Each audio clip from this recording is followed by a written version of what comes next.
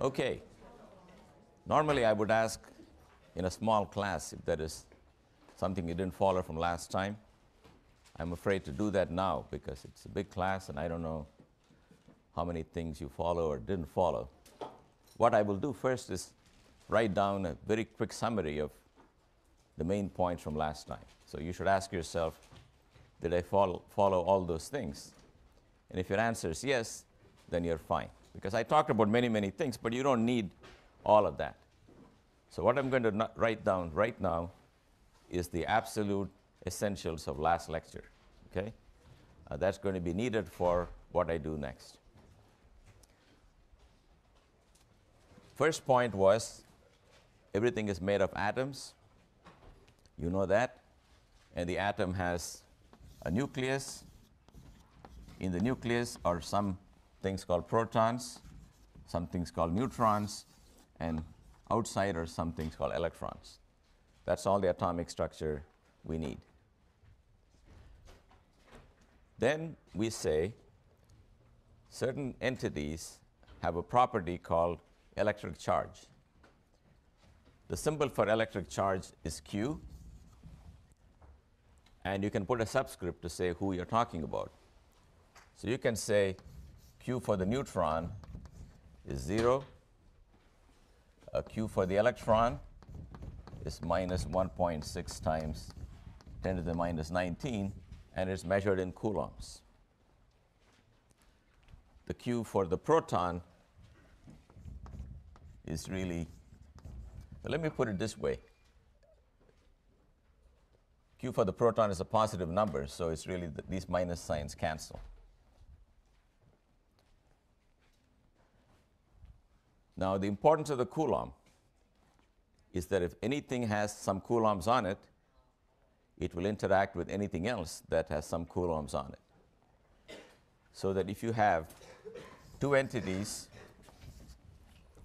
and this one has a charge of Q1 coulombs, that one has a charge of Q2 coulombs, and the distance between them is R, then the force is Q1, Q2 over 4 pi epsilon 0 R square. I'm purposely not putting all the vector signs on F because it takes too long, but you all know what the answer is. Namely, if you want the force on 2, due to 1, it'll be repulsive if Q1 and Q2 are of the same sign and point in the direction joining them. Yep? Shouldn't it be 1 over R squared? Yes. Thank you. There is another force law, which is R squared, not so famous, called Hooke's law, but you're absolutely right. That's the difference between being Newton and being Hooke. Hooke is known for the R square law. Newton's known for the 1 over R square law. So this is a very important thing. If you see anything wrong, you should stop me. Because when I go home, they're going to play the video for me to watch, and I'm going to see that R square. There is nothing I can do till some voice from the back says, hey, isn't it downstairs? And I appreciate that a lot, okay? It's good. So never hesitate to do that. Plus sign, minus sign, symbols, anything that goes wrong. It also tells me that you're following me. So for all those reasons, you should not hesitate to correct anything. And you should not think that you don't follow it because it's your fault. Probably it is. Sometimes it's my fault, as was demonstrated now. Okay? So this is the force law. You need only one other ingredient. That's the superposition principle. You need that ingredient because we're not going to be talking only about two charges. We're going to be talking about many charges. And the question is, what will they do when they're all present?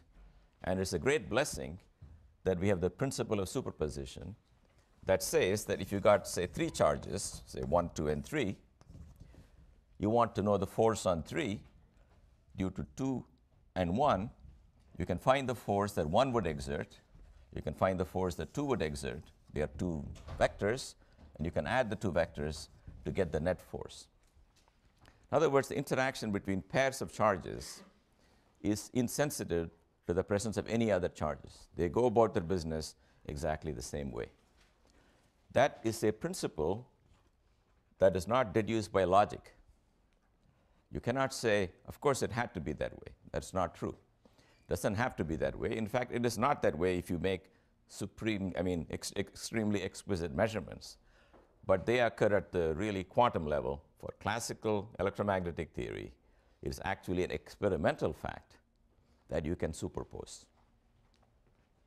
All right. If you combine those things, you can calculate anything and everything that we will deal with for some time. But that's a summary of, this is all I said last time. Okay? Now, I did do one thing, which is to emphasize to you that the force of gravitation divided by the electric force is some number like 10 to the minus 40. I put this twiddle here, meaning not exactly. There are factors of 1 and 2 or 10 missing, but 10 to the minus 40 is roughly the magnitude of this ratio. And it was done by comparing the force between an electron and a proton. Didn't matter what the distance was, because everything goes like 1 over r squared. So when you take the ratio, that cancels out. But this was really the ratio of things like mass of the electron, mass of the proton, divided by 1 over 4 pi epsilon 0, q of the electron, and q of the proton. If you put all these numbers in, you got that. I want to mention one thing. It may be interesting for you to think about. Look at this nucleus. Nucleus has a lot of protons in it. And according to Coulomb's law, they all repel each other. And the neutrons, of course, don't do anything because they have no electric charge. So you should ask yourself, why are all these protons staying together inside the nucleus if I don't see any attraction between them? I see why the electrons are hanging around, because they're attracted to the nucleus, because the nucleus is positively charged, electrons are negatively charged, and Mr. Coulomb tells you they will be attracted. What are the protons doing together in that tiny space? That space is like 10 to the minus 13 centimeters. So have you ever thought of that, or does anybody know why the protons are together? Yes? The strong nuclear force? There is a strong nuclear force. Okay, that's the answer. In other words, but that answer will lead to more questions, but I'll first state the answer. There's a force even stronger than the electric force. You see, this gives the impression electric force is very strong. It is much stronger than gravity.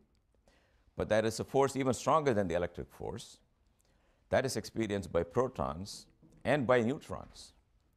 In other words, there's another charge, which is not electric charge, which the protons are endowed with and the neutrons are endowed with. And the force due to that charge, if you like, it's not called charge, but it's a similar thing, is much, much stronger. It had to be, because you have to beat the electrical repulsion.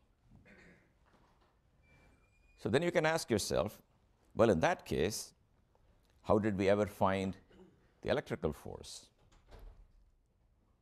Because here's another force even stronger than the electrical force, maybe 1,000 times stronger. Then why wasn't it completely overshadowing the electrical force? Yep? It's irrelevant over larger distances? Yes. So let me repeat what he said. It has to do with what's called the range of the force. In other words, look at two different functions. Okay? One function looks like 1 over 137 times 1 over r squared. Other function looks like 10 times e to the minus r over r naught divided by r squared. R naught is some length, and the length is roughly 10 to the minus 13 centimeters, or 10 to the minus 15 meters. Which force are you more impressed with is the question, okay? If r is much bigger than r naught, say 10 times bigger, you got e to the minus 10 on the top. E to the minus 10 is a small number. E to the minus 3 is like 1 over 20. E to the minus 10 is 1 over 20 cubed. So then what will happen is this force, even though there's a number 10 in front of it, will be negligible compared to this one. Whereas if r is much smaller than r naught, say r is 0.1 of r naught, so you can forget this number, e to the minus 0.1 is roughly 1, then this 10 will dominate the 1 over 100. So what happens is, if you're sitting inside the nucleus, the nuclear force is numerically strong, not only because of the number in front of it, but also because this exponential factor is not kicked in. Therefore, the protons feel an attraction for each other due to the nuclear force that is stronger than the repulsion due to the Coulomb force. And the neutrons attract the protons just as much as the protons attract the protons with respect to the nuclear force. So neutrons are actually good, because when you throw an extra neutron into an atom, you don't add to the Coulomb repulsion, but you add to the overall attraction that they all feel for each other due to the nuclear force. So neutrons are like the glue. As you add more and more protons, you will find you got to add more and more neutrons to compensate the Coulomb interaction. But a time will come when the nucleus becomes so big that even if you add enough neutrons, the repulsion between protons from one end of the nucleus to the other is now becoming comparable to the attraction due to the nuclear force, because nucleus has become so big, this factor is no longer negligible. See, over long distances, the Coulomb force will always triumph, because no matter what the prefactors are, the exponential factor in front of the nuclear force will always weaken it. That's why you cannot have nuclei beyond some size. If you make them any bigger, the electrical repulsion between the distant parts of the protons, due to the distant protons in the nucleus, cannot be compensated by the short-range attraction. So it's the range of the interaction that is the significant factor here. So all the strong forces are strong, but at short distances. The Coulomb force is not that strong, but it falls like 1 over r squared. Now gravity, on the other hand, is exactly 1 over r squared with a number that's much, much, much smaller than this. But then we saw the other day why gravity manages to survive, because this is q1, q2, and the q's can be added algebraically and cancel each other, whereas if you got m1, m2 over r squared, there is no way to cancel the n. This is how the different forces manage to survive for the different reasons. Okay? Nuclear wins in the nuclear zone, but dies very quickly outside the size of a nucleus. Electrical forces falls more slowly at like 1 over r squared. They dominate atomic physics. But once you formed an atom, you got pretty much an electrically neutral thing. And once you got many, many atoms making up our planet, then all that remains is the gravitational attraction between a planet and another planet. Okay, so these are examples of different forces and why they were found at various times, because they all dominate under different circumstances. All right, so today I'm going to start with my new stuff. So all you need to know, really, if you want to do your problem sets and your homework, is Coulomb's law. You know, how to stick the numbers in to Coulomb's law. And the only thing I didn't mention is this 1 over 4 pi epsilon 0 is 9 times 10 to the 9. So today we are going to do something which is a part of a great abstraction. And it goes as follows. So I'm going to take two charges, Q1 here and Q2 here, and I'm going to give them some locations. So let's say this guy is at vector r1, this one is at vector r2. Now I will really take care of all the arrows. This one is r2 minus r1, that arrow there. You can check that I didn't mess up anything, because r1 plus r2 minus r1 should be r2.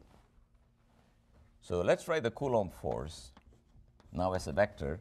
Now you got to say force on what? So I'm going to say force on 2 due to 1. Now you got to realize it's a convention. So I use the convention, this is the force on this guy and the force due to this guy. It's a second label. Now let's write it out in detail. So that is Q1 over 4 pi epsilon 0. I'm going to put the Q2 here.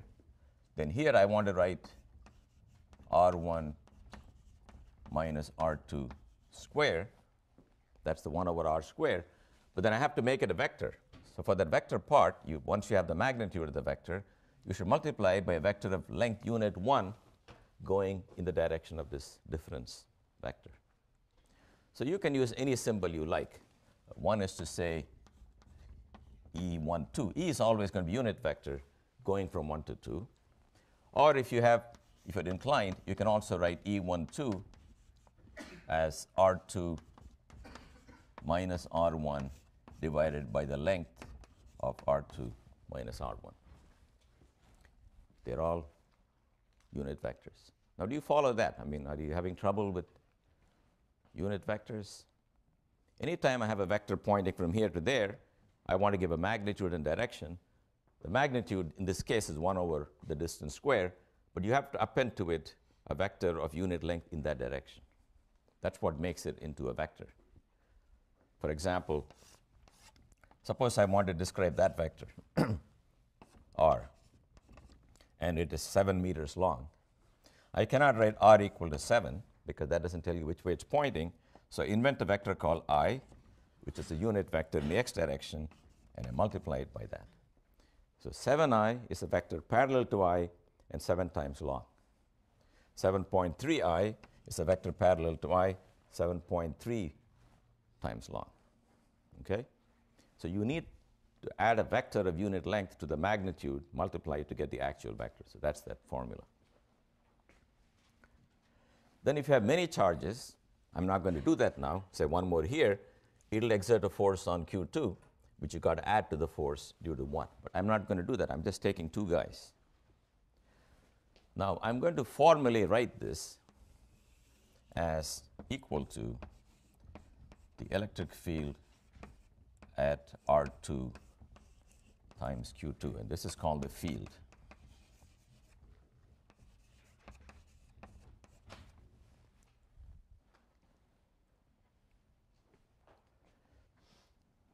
You see, if you look at this thing, all I've done is rewrite the expression as something that involves a charge of Q2 and everything else that involves the Q1 and the distance from Q1 and Q2.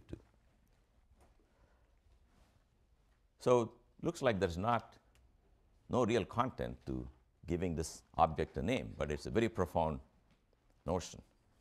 So I got to tell you the story that goes with it.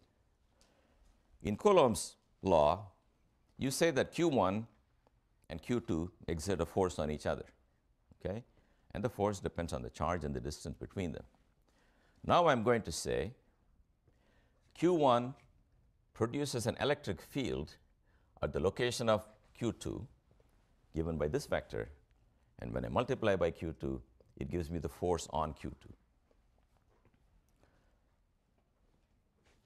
Now, what's the importance of the electric field?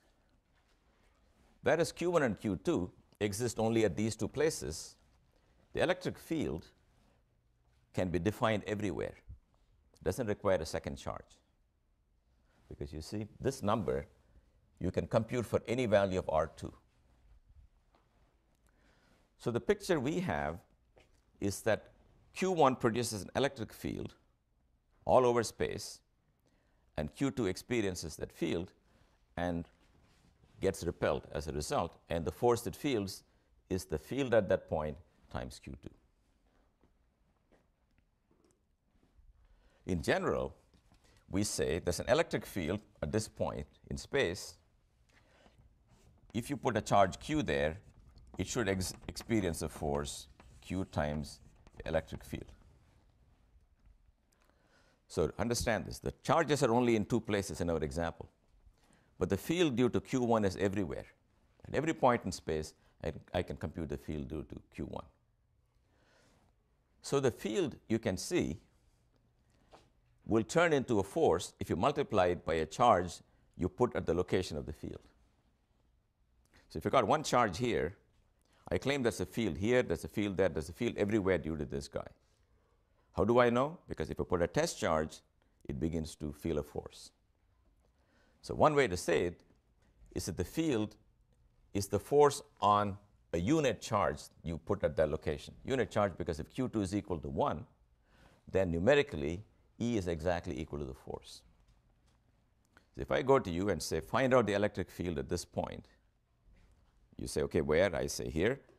What do you think you have to do to measure the field? Yes? Add up all the forces on that field from the different charges? Uh, Or add up all the fields at that point? From no, okay. Her answer was, if I want the field here, I should find out where all the charges are, right? Find all the forces they will exert on this guy on a unit charge here, right? But I'm telling you that's correct. That's the theoretical way to calculate the field at that point.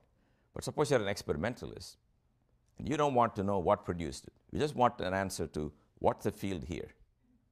What will you do?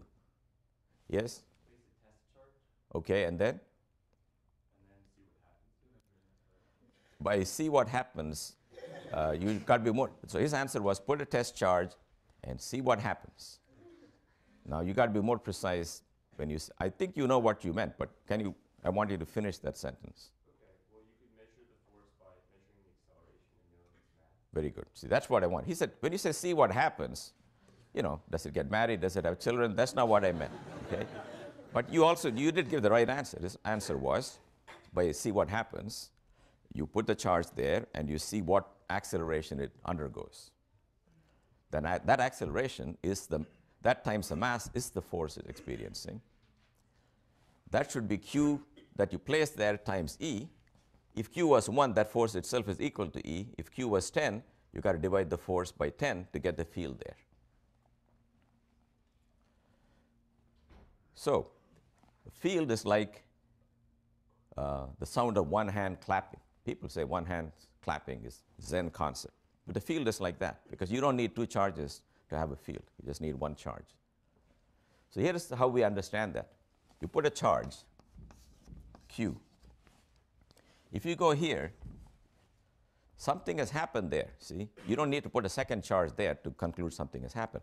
Something really is different at this location because the charge Q is present. What is different? What is different is that when this guy was not here and I put a charge, he just sat there, whereas when this guy is here and I put a charge, it experiences a force. So if I put a 1 coulomb here, it experiences a force which is 1 times the field at that point. Therefore, this charge has distorted the space around it, in fact, everywhere. Now, if you got many, many, many charges, then they will all try to produce a force on a unit charge, and you should, like you said, add up the vectors, which are the forces due to all the other charges on that one location, on a test charge on that location. So the field is the sum of the field due to all the charges at that point. Now, Coulomb's law doesn't work when charges are moving.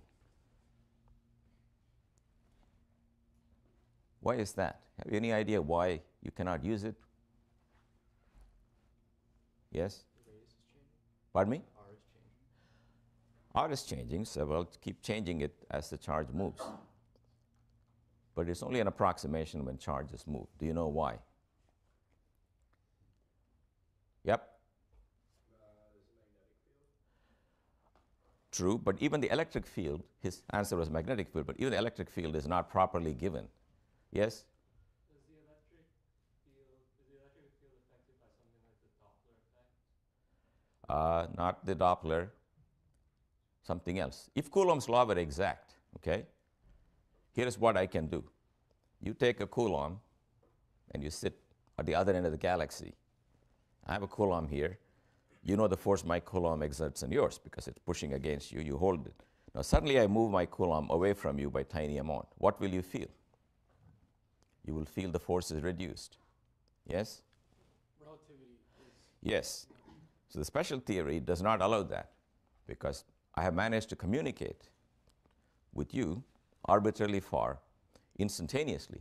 The minute I move this charge, you know about it because your charge moved away. For example, if your charge was connected to a spring, and it had been extended to some amount because of this charge, the minute I move it, your spring will move. That instantaneous communication is forbidden by the special theory. So it does not happen.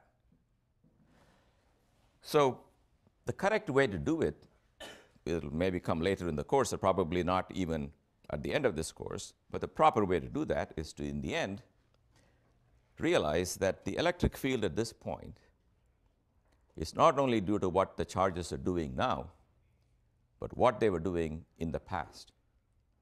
Because if some charge at the other end of the galaxy did something, it takes some time, namely traveling at the speed of light, to carry that information from there to here.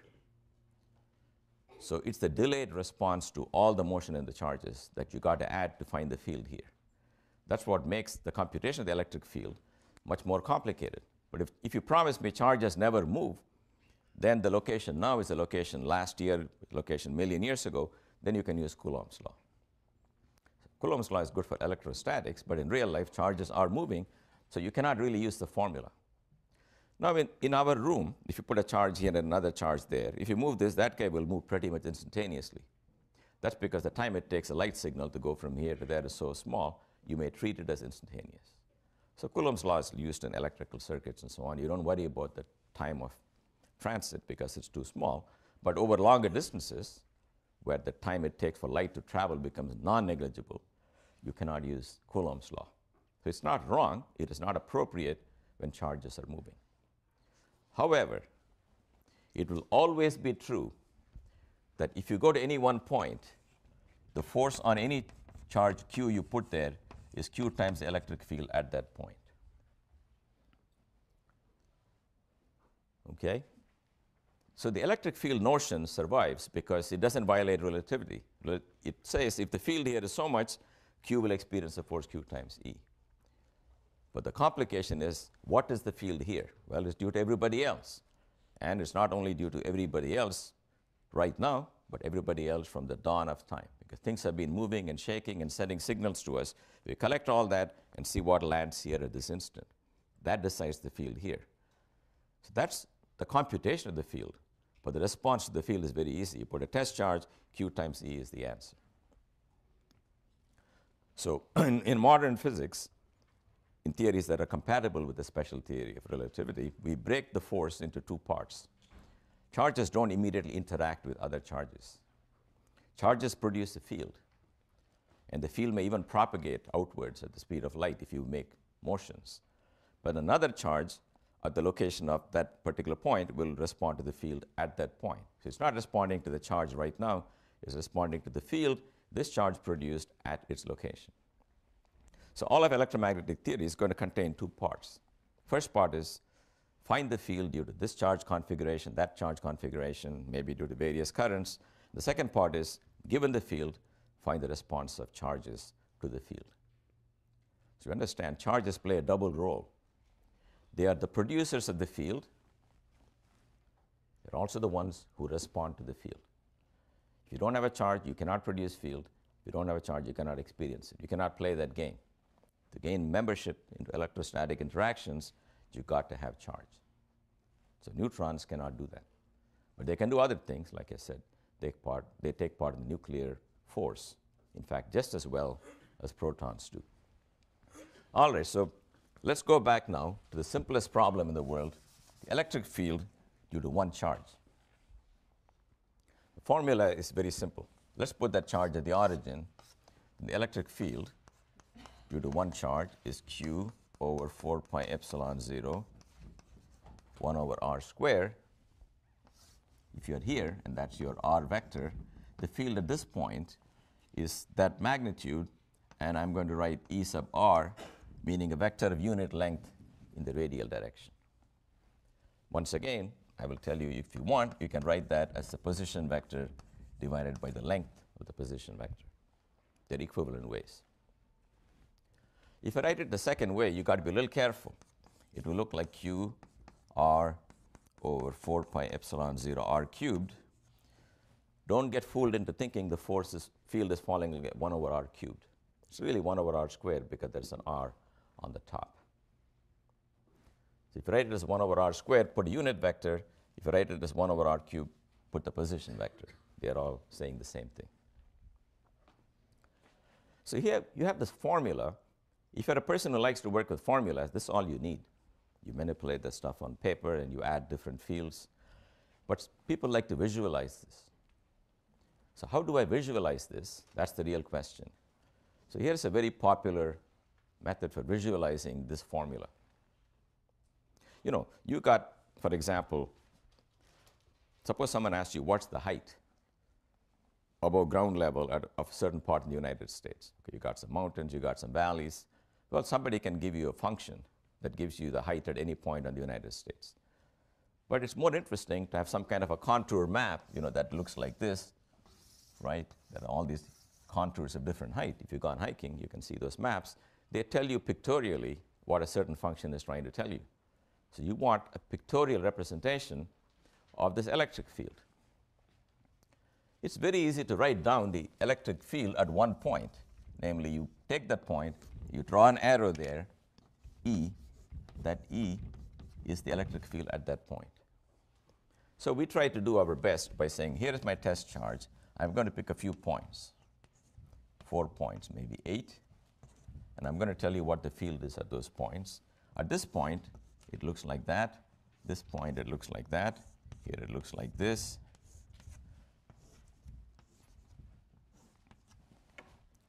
That's already telling you something. You've got to be very careful on the interpretation. This arrow is not telling you what's happening throughout the length of the arrow. It's telling you what's happening at the tip. You understand? The arrow is in your mind. It's a vector. It's not really sticking out in space. It's a property or a condition at that point. But we got to draw it, so we draw it that way. It doesn't tell you the state of affairs over its length, but only at its tip, at the starting point. Then you can say, okay, what happens when I go further out? When I go further out, say over here, it's going to be still, if I put a test charge here, it's still going to be repelled radially, but a lot less. So I do that. So I draw arrows at other representative points and make them shorter. In fact, the length of the arrow will be 1 over r squared. So you can do this, okay? But now, where all do you want to draw these arrows? It's up to you. You pick a few points, you go to another radius, you draw more arrows. And someone had this clever idea of doing the following. You can probably guess. Their idea was, why not join all these arrows like that?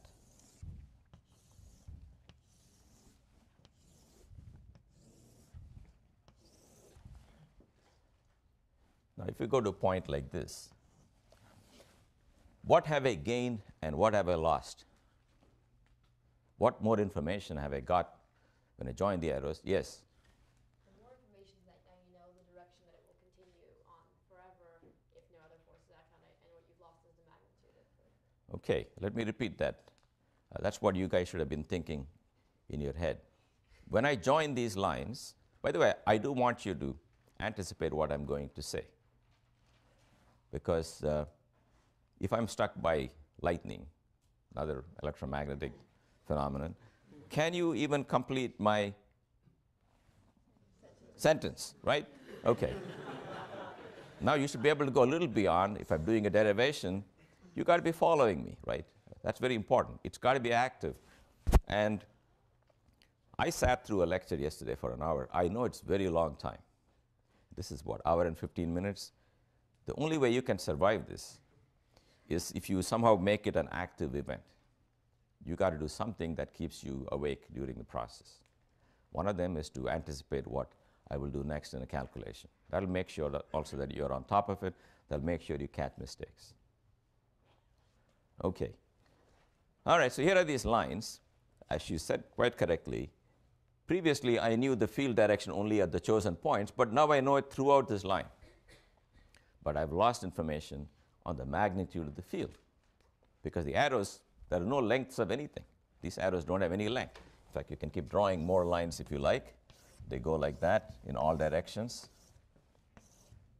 It basically tells you, hey, the charge is pushing everything out radially, no matter where you are. That's the thrust of this picture. But due to the miraculous property of the Coulomb force, namely that falls like 1 over r squared, there is information even on the strength of the electric field. And that information is contained in the density of electric field lines. And I'll tell you precisely what I mean. So here is the charge. Take a sphere of radius r, and here are all these lines going. By density of lines, I mean the number of lines crossing a surface perpendicular to the lines divided by area of that surface.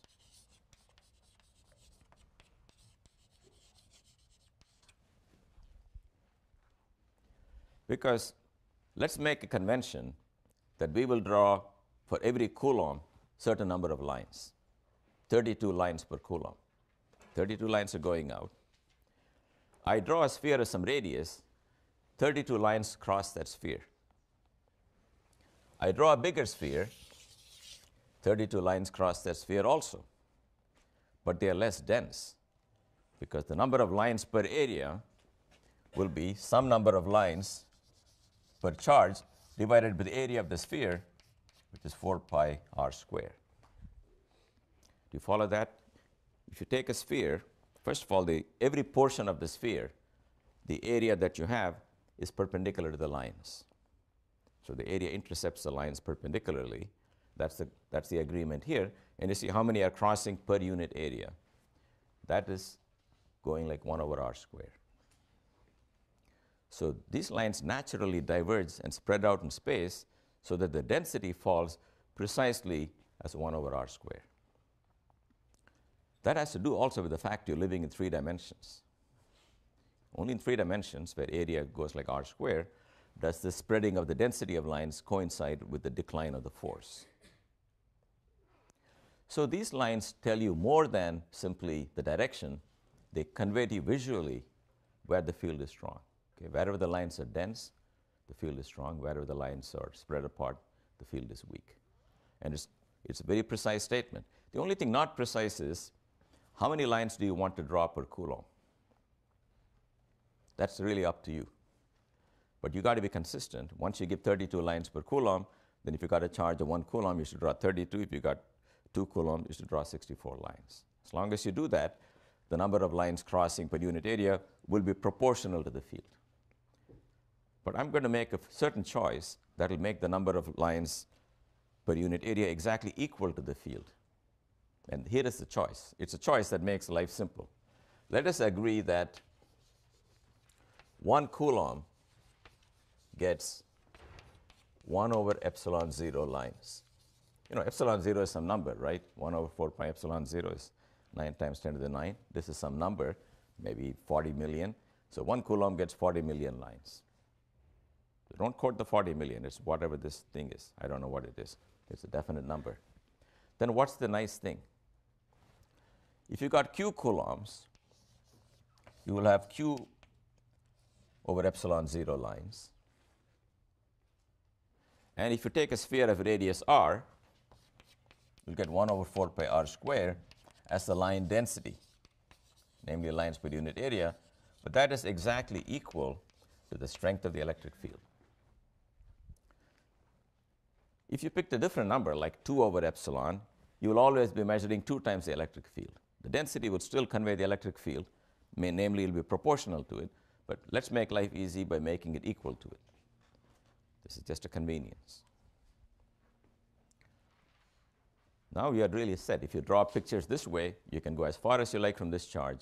Simply take a unit area with you, take a piece of wood, 1 meter by 1 meter, put it there, see how many lines cross. That is equal to the electric field at that point. Okay, so this is the way one likes to visualize field lines. So I'm going to give you some examples. For a single charge, you just draw it that way.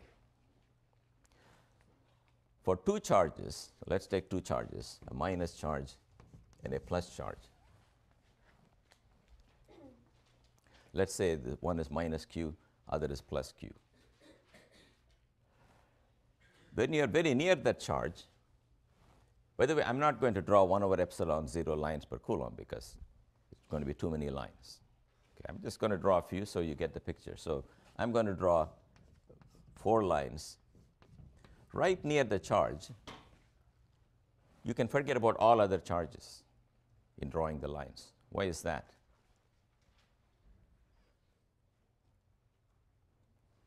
Yep. Pardon me?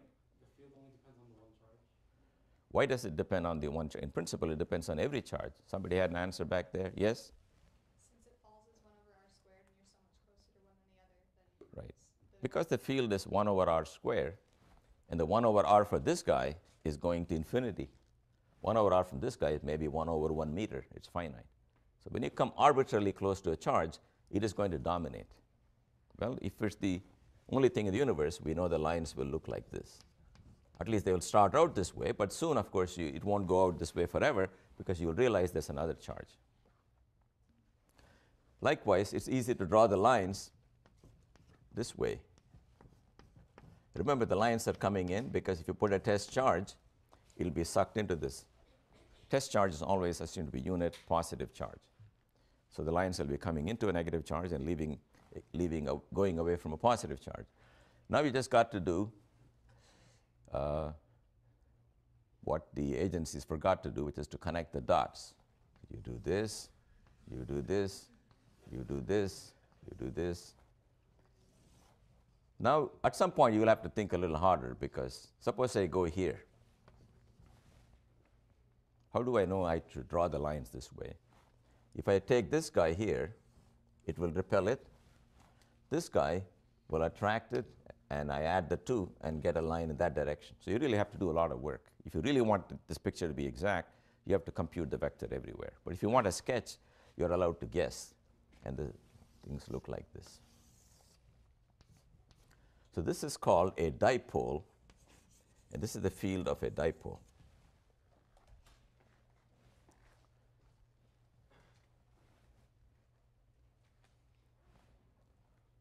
So here's another example.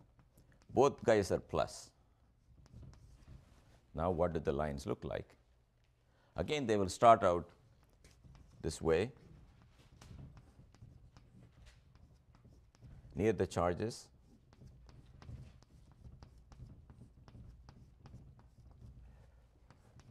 But now, when you come to the midpoint here, there should be no electric field right in the midpoint because it's getting pushed equally from both sides.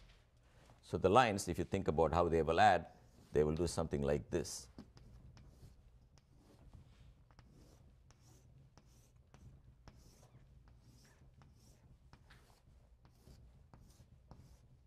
Okay, look, I'm not going to do a good job for a variety of reasons, but you can look at your textbook or any other book to see what the lines will look like when you got 2 plus charges. If you go a mile away from these 2 plus charges, what do you think the lines will look like? Yep. Just like a point charge that's twice as strong. Right. So that's the intuition you should keep in your mind. If you go very far from a charge distribution, where you cannot look into the details, all you will see is some little dot that has the entire charge in it, and the lines will be coming out radially. So only when you zoom in, you realize, hey, it's not a single charge 2q, it is 2 guys of strength q. Finally, let's take a case where this is charge 2q, this is charge q. Let's say this is charge minus q. Then some lines will go like this, and some lines will run off to infinity.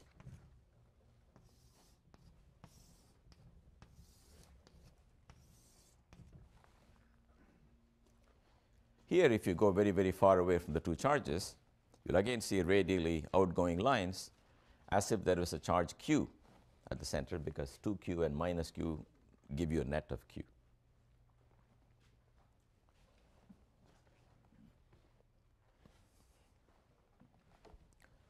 Okay, so this is the example of a dipole. If you got more charges, it gets more complicated, so people don't usually draw them. There's one example which is pretty interesting. If you got one plate and another plate, this contains all positive charges, this contains all negative charges, then the field here will look like this. Will go from the positive to the negative plate, because if you put a test charge between them, it's getting repelled by the positive plate and attracted by the negative plate. So the lines will go from one to the other. Near the edges, they may do something more complicated, but in the bulk, they will look like this.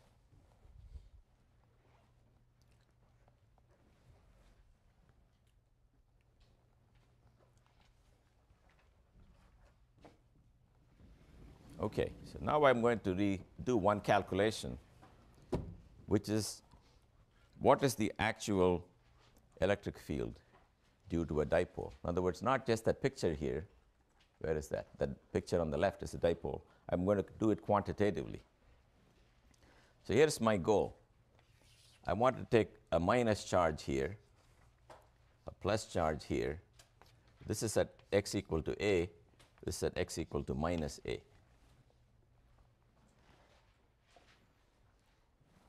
So I want to find the field everywhere. So today I'm not going to do the field everywhere because later on I'll show you a more effective way to calculate it. But I'm going to calculate it at a couple of interesting, easy places.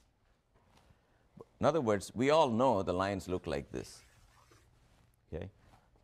But I want to go to some location and find the magnitude and direction of the field. But today I will only find it at two places, one along the axis at a point x, and one on the perpendicular bisector at a point x equal to 0, y. Just going to do those two. So let's see what's the field here, field at this point. The field at that point, you agree, is going to be entirely in the x direction because this is pushing it, that is pulling it. So E is going to be I unit vector times Q over 4 pi epsilon 0 times that distance square, which happens to be x minus a squared. That's the repulsion due to the charge that's nearer to you. Then there's the attraction due to the minus q, but it's a little further away, so it looks like a minus sign, but it is x plus a squared. If a is equal to 0, you get 0. If a is equal to 0, the two guys are sitting exactly on top of each other, you will not see them.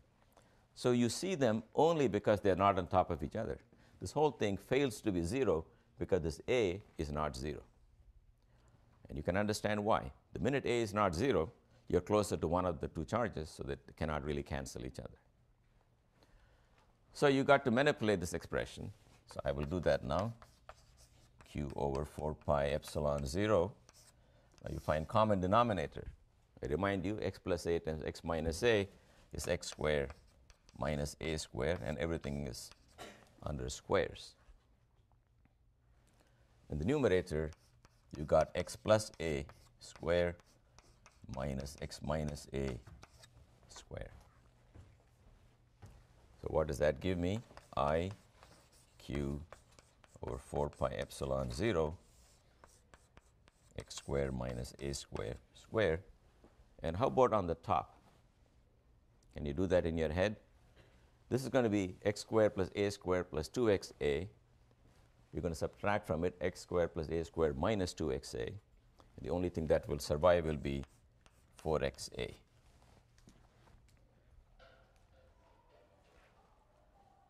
Everything okay? Why is it not x minus a squared times x plus a squared? It is. You are saying, why is it not x plus a squared times x minus a squared? Right? It is, because this would be x plus a times x minus a, the whole thing squared. And this guy is x squared minus a squared. So this is classified as a nice try. So, but I want you to keep doing this. This time I'm right, but you never know, okay? I don't want you to give up. There's nothing better than shooting me down. But this happened to be correct. You satisfied though? I knew you were right, I just couldn't figure out why. No. I don't want to rush through this. Anybody have the same problem with this? Look, also I'm doing it fast because this is the 958th time I'm doing this calculation. So if you're seeing it for the first time, I got to slow down. So let's see which part. Everybody okay with this, right? So I wrote that. Then this is really an x plus a times another x plus a and an x minus a and another x minus a. But without these guys, I know it's x squared minus a squared because I got 2 of everything, I squared everything. So this answer is actually an exact formula for the electric field along the axis of the dipole. But normally what one is interested in is when x is much bigger than a. When it's much bigger than a, downstairs you got x squared, which could be 1 kilometer square, a squared, which may be 1 millimeter square. So in the first approximation, it's not an exact formula anymore. From now on, it is approximate. In the limit x is much bigger than a, you can see it's going to be I times q over 2 pi epsilon 0 times 2a divided by x cubed.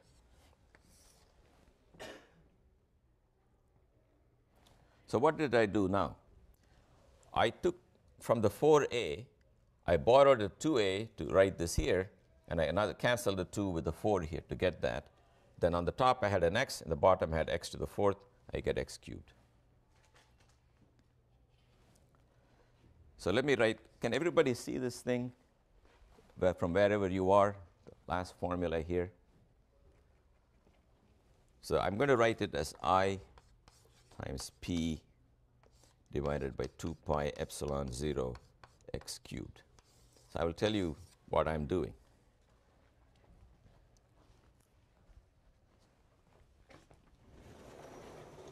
So the final formula I had was electric field E equal to I times P divided by 2 pi epsilon 0 x cubed, where P, I'm sorry, I times P, no arrow, P is equal to 2AQ.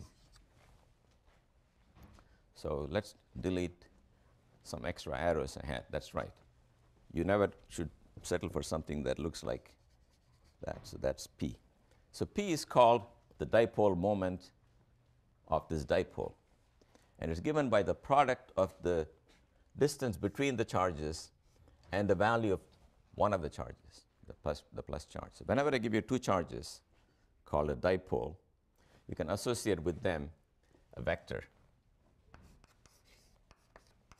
And the vector is, if you got a charge minus q here and a charge plus q there, separated by a little vector r, then the dipole moment is q times the little vector r.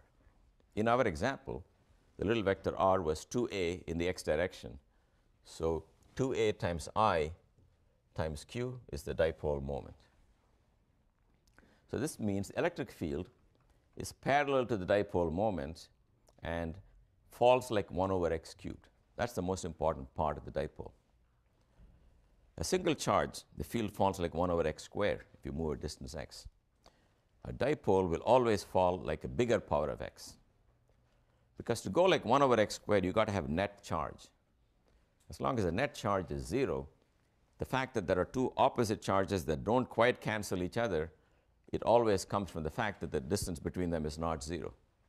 The distance will appear in the numerator, and there must be a corresponding distance in the denominator because the formula should have the same dimensions. That's what turns a 1 over x squared to 1 over x cubed. Yep? And that only works if x is a lot bigger than a. Yes. So this formula is good for all x. This formula is good only for x bigger than a. You will find whenever you're working with dipoles, people will always ask you to find the field very far from the dipole. So here's the second place where I'm going to find the field. That's going to be here, minus a plus a, and I'm going to find the field there. So that's at a distance y. So let's look at this. That's a plus q here and a minus q here. Plus q will repel it that way, and the minus q will attract it this way, and their sum will be that. I'm going to compute that sum. So how do I do this? Let's look at this guy here. We know that these arrows have equal magnitude because this distance is the same as that distance. Therefore, it's the horizontal part that will remain. The vertical part will cancel. You see that if you got two arrows of same length with this angle and this angle equal, the horizontal part will be additive and the vertical part will be equal and opposite. So I'm only going to compute the horizontal part. So the electric field now will be minus I, that should tell me it's in the negative x direction, times q over 4 pi epsilon 0 times 1 over distance squared, which is y squared plus a squared. This is y squared plus a squared. That's also y squared plus a squared. But I want the horizontal part of this. So I want the cosine theta. That is the same as this one. The cosine theta is a divided by y squared plus a squared to the 1/2. See, you want to take that force and find its horizontal part. Then I'm going to put another 2 because this is going to contribute an equal horizontal part. So the E in the end is equal to minus I q to a over 4 pi epsilon 0 divided by y squared plus a squared to the 3 over 2.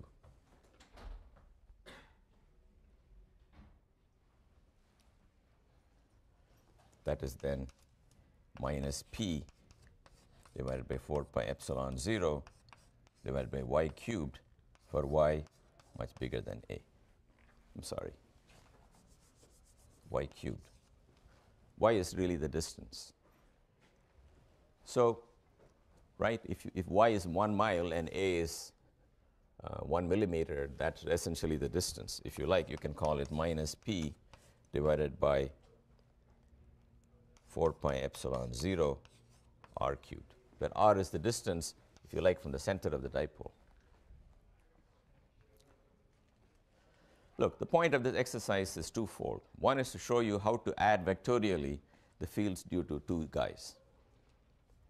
Another is to have you understand at least how to do the computation at a few simple places where the direction of the field is not so hard to calculate. Actually, one would like to compute it here where it becomes quite nasty. The magnitude is not so hard, but the direction is hard to calculate. So we'll find a shortcut. But at these two places, on the perpendicular bisector and on the axis, the mathematics is pretty simple. That's the electric field. Yeah? Is P as a vector different from the P that you crossed out as a vector over there? No, it's the same P. So P as a vector, in our example, will be the charge at either end times the distance between them. The distance between the vector difference is 2a times I. So you can write the formula in terms of the dipole moment.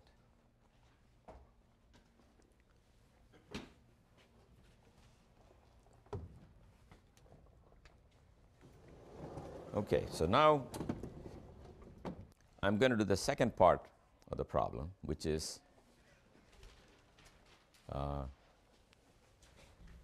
finding the response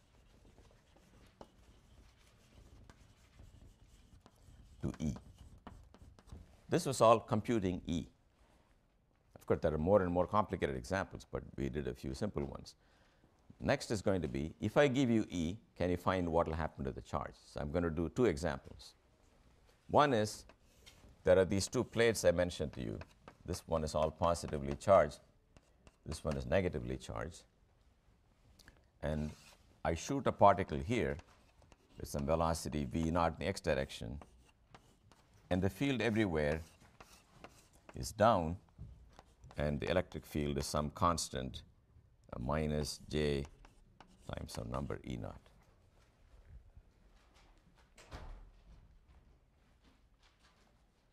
Minus j because I is this way and j is that way.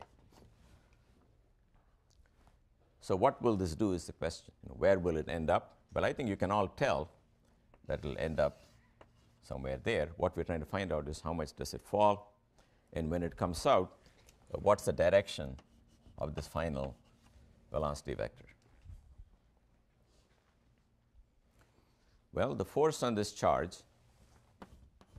is equal to minus q times E0 j. The acceleration will be minus q e0 over m times j in the y direction. So what will be the position? Position will be from lecture number 1 of your Physics 200.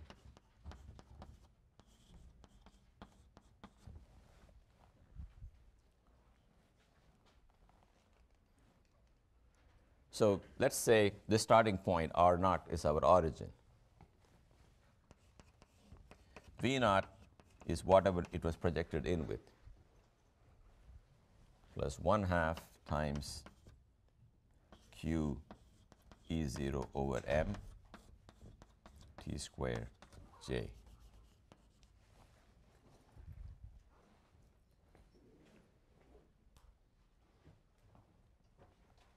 Okay, so as a function of time, this tells you where the position will be. At t equal to 0, you are at the origin. As t increases, it's moving horizontally due to v naught, and it's also dropping vertically due to the acceleration. Then it's very easy from now on to compute anything you like. For example, when you want to go to that point, what will be the time? Anybody tell me what the time will be when I go to that point?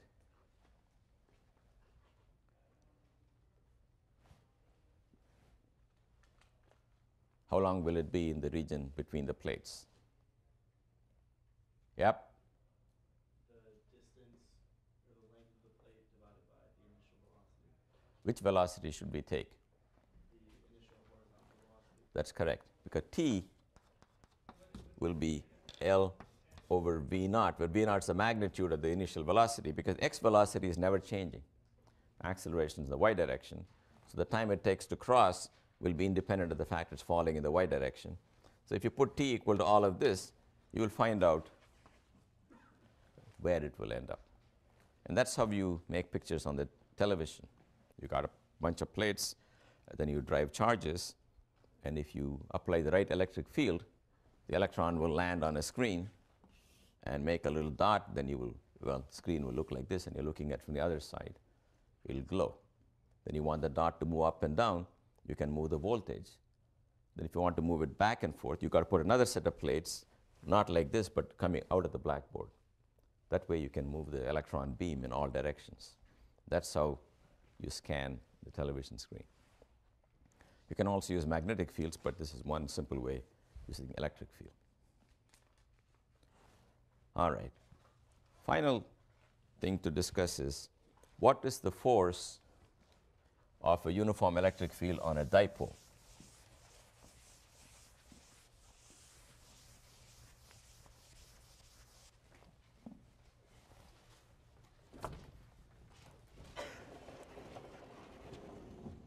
So let's take an electric field in the x direction, like that. It's got a magnitude E naught, and it's in the x direction. And in this electric field, I stick a dipole in, like that. Here is the plus q, here is the minus q. And let's make that A, let's make that A. So the plus charge will experience a force like that. The minus charge will experience a force like that. This will be q times E naught. That will be minus q times E naught. So the dipole as a whole will not feel any net force, because the two parts are getting pulled by opposite amount. If the electric field were not uniform, namely if it was stronger here than here, then of course it will drift to the right. But I'm taking a uniform electric field, and because the charges are equal and opposite, the net force on it is 0. But something is not 0. You know what something is that's not 0? Yep. The torque. There is a torque because there's a force here and the force there. You can imagine they're trying to straighten out the dipole, so it ends up looking like this. So let's find the magnitude of that torque. Magnitude of the torque is the force times the perpendicular distance. So if this angle is theta here, and you want the perpendicular distance, it is A sine theta. Then there's another A sine theta from that one. That's the torque. That since 2QA is P, it's P E0 sine theta. You can see this makes sense. If theta was 0, if the dipole is aligned with the field, the torque vanishes, because if the charges are like this, there is no tendency to rotate. The biggest torque you get if the charges are like this. Then this gets rotated that way, that gets rotated that way, you get the maximum torque. At theta equal to pi by 2, you get a torque of P times E0. That's also the reason it's called the dipole moment. Now I'm going to write this as a cross product. And I'm assuming you guys are familiar with the cross product, right? You take two vectors, P and E. The cross product has a magnitude, which is P times E times sine of the angle between them, and a direction obtained by turning a screwdriver from P to E. So P is like this, E is like this. Turn a screwdriver from P to E, it goes into the board, and that's the torque. And the dipole will then rotate till it lines up. Or if you don't want it to rotate, you got to provide a counter torque of this magnitude. Now, if you take any dipole and leave it, you know it will like to become horizontal. So there is a certain restoring torque that tries to rotate it so it becomes horizontal. And it's not very different from a spring, where if you pull it from equilibrium, there's the restoring force that brings you back to where you were. So this dipole is happiest when it's horizontal. If you go away from horizontal, the torque brings it back. So just like for a spring, if you got a force which is minus kx, we can assign a potential energy u, which is 1/2 kx squared, so that the force is equal to minus du dx. This is something I'm assuming you guys know, the relation between potential and force. Relation between potential and force, the potential at x1 minus the potential at x2 is the integral of the force from x1 to x2. This is how potential is defined. This is the reason why if you knew the potential minus the derivative gives the force, and if you knew the force, its integral will give you the change in potential. All right. So now, when you do rotations, whatever you had for force, you had for torque, and whatever played the role of x is played by theta. In other words, in rotational dynamics, torque is to force, just like one of the SAT questions. Torque is to force as theta is to x, but work is just work.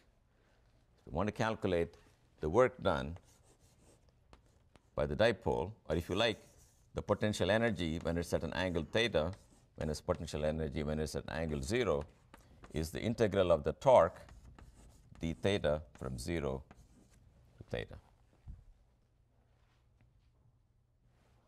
Now, what is the torque? The torque is minus P E sine theta d theta from 0 to theta. There's a minus sign because if theta tries to increase, the torque tries to decrease it. That's why it has got a minus sign. Now, integral of minus sine theta is cosine theta. So you will get PE cosine theta minus PE cosine 0, which is minus PE. And that is supposed to be equal to u of theta minus u of 0.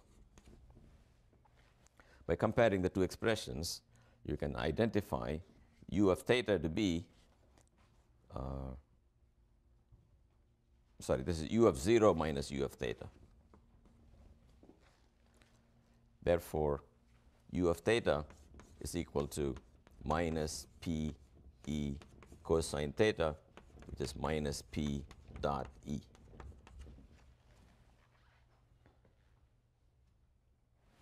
So that's the final formula you have to remember, that the,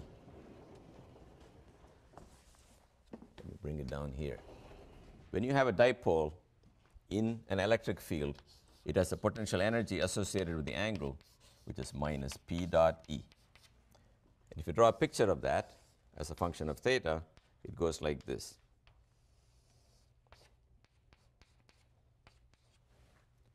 Theta equal to 0 is when the dipole is parallel to the field. That's when it has the minimum energy, minus PE. At 90 degrees, energy is 0. At 180 degrees, it's maximum. And the torque is just minus du d theta. And you can see that the torque here and there are 0. But this is the point of stable equilibrium. That's the point of unstable equilibrium. See, if this was a potential energy, like a shape of the ground, if you left a marble there, it'll stay there. But if it moved a little bit, it'll roll downhill. But if you left the marble here, it'll stay there. But if you moved it, it'll rattle back and forth. So that's a stable equilibrium. That's unstable. So for the dipole, when it's parallel to the field, you are here. When you're anti-parallel to the field, you're there. The difference is when you're parallel and you move it a little bit, it'll have stable oscillations. Whereas if you're anti-parallel, if you move it a little bit, it'll flip over completely and come down here. All right, so I'm going to summarize the main points so you can carry that with you. Okay? We saw today that we should think in terms of electric field from now on. And we no longer talk about direct interaction between charges. We say charges produce fields, and fields act on charges to move them. The force of a field on a charge is just Q times E. The field is found by adding the field due to all the charges in the universe, provided they're all at rest. Then you just add by Coulomb's law. So we found the field due to a dipole along the axis and perpendicular to the axis. We saw the notion of field lines. It's a good way to visualize what's going on in the vicinity of charges. The lines tell you in the direction where the field is, and they tell you in your light density, lines cutting a unit area perpendicular to them, the strength of the field. Then I calculated for you the field of a dipole along the axis and perpendicular to the axis. There are a lot of formulas, but one thing you should carry in your head, when you got two equal and opposite charges, and you go very far, the field will go like 1 over r cubed. The 1 over r squared part of them is cancelled.